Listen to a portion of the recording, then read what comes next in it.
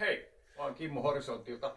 Ajattelin tässä esitellä teidän muutaman tanskalaisen Gosen Plancha-grillin. Meillä on kaksi erilaista mallia, on 2-polttimoinen ja 3-polttimoinen. Tässä on kolmonen, ja tässä kolmosessa on planchan pituus tai paistoilun pituus on 800 milliä, kun kakkosessa se on 500 milliä.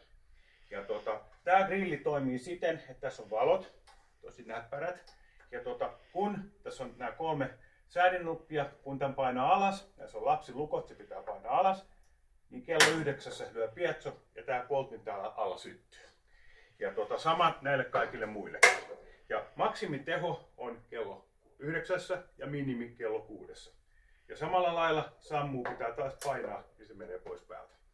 Ja tosiaan tässä on valurautaa tämä paistintaso, joka on tosi paksua, raskasta tavaraa, ja siinä on raskas, hyvä emalointi. Tätä emalointia ei saa edes narmutettua normaali grillirastalla, tämä on niin hyvin emaloitettu.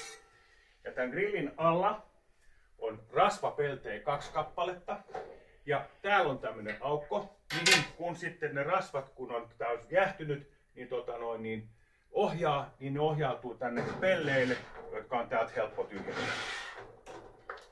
Ja täällä on tosiaan 3 poltinta. Tää on tosi raskas tää pelti.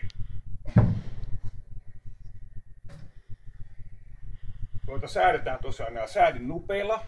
Ja nämä polttimet jakautuu käytännössä 3 eli haaraa, eli periaatteessa tässä on 9 poltinta kaiken kaikkiaan.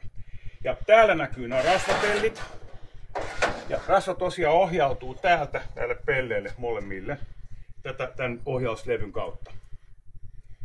Ja tässä grillissä on tupla kansi, tosi raskas, joka säilyttää hyvin lämmittyä sisällä.